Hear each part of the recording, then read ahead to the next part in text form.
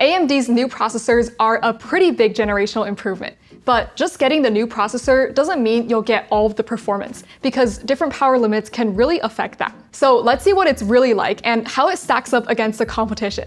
I got the latest Lenovo Yoga Pro 7 here, and it's got all the power the processor can ask for. Lenovo and AMD sponsored this video, but the numbers don't lie. When given the power, the new AMD Ryzen AI 9 365 can beat both the M3 in the MacBook Air and the Snapdragon X Elite in Geekbench multi-core. And it's also super close to those processors in single-core performance. However, the typical drawback of x86 processors is efficiency.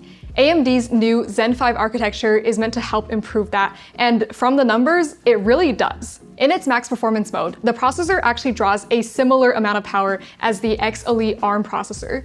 But unlike the X Elite in the Yoga Slim 7X, the new Yoga Pro 7 is in the bigger Pro chassis. And this chassis in last year's variant housed a dedicated GPU. So there's plenty of cooling for the new processor. Even in the max performance mode, it stays cool and the keyboard barely heats up. A big part that helps with it is the new airflow design.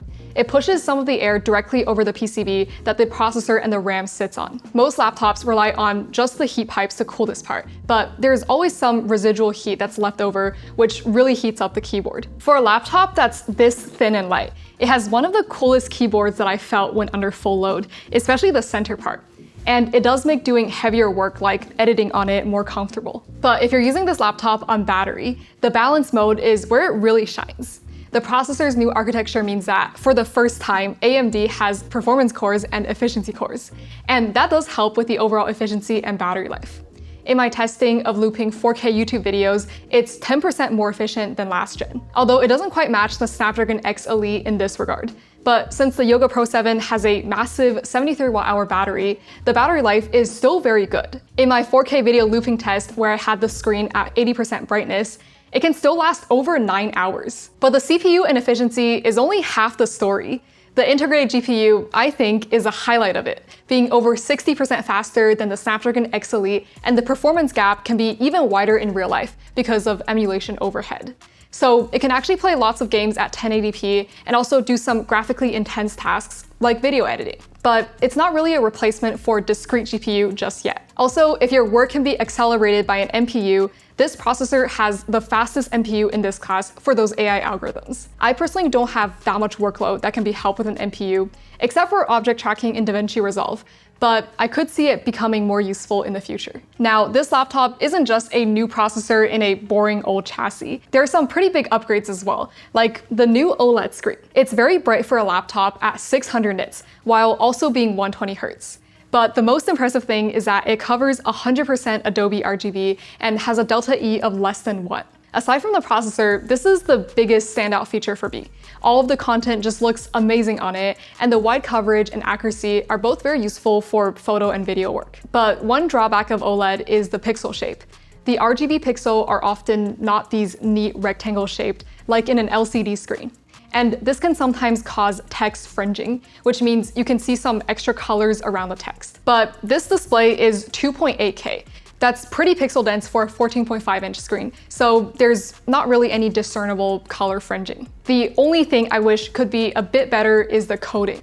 It's a glossy screen, and especially when I'm looking at a darker image, I can see my reflection very clearly, so it's like I'm just looking at myself. Another new thing is the coding on the keyboard. It now has this soft touch finish, and I think it feels really nice. The Yoga keyboard was already very good before, but this definitely makes it better. It still has great travel at 1.5 millimeters and a little bit of a concave dish. The keyboard deck is solid as well, with very little flex. And I do feel like this new coating helps to repel oil, but perhaps the gray color also helps to hide it better. And the rest of the chassis is pretty simple. There's nothing too standout-ish about it. But you do get all of the common ports that you'll need. You get 2 USB-Cs, 1 USB-A, a headphone jack, and an HDMI 2.1 port. So if you like to use a mouse with a wireless receiver for lower latency, like me, you don't need anything extra. And if you ever need to plug your computer into a TV or projector, you also have the HDMI port right there. I also like the rounded corners and edges so that it feels more comfortable in the hands. And the hinge is also very taut. Overall, the Yoga Pro 7 has a very safe and practical design with a pretty potent processor. The integrated GPU can get a surprising amount of gaming and creative work done. It doesn't eliminate the need for dedicated GPUs, but this is a far more efficient package. And the things that you look at and touch the most, the screen and the keyboard, are both great. Except for the trackpad, which can be better by being a haptic one instead. Alright, that's it for this video. You can check out this computer at the link down below, and thanks for watching.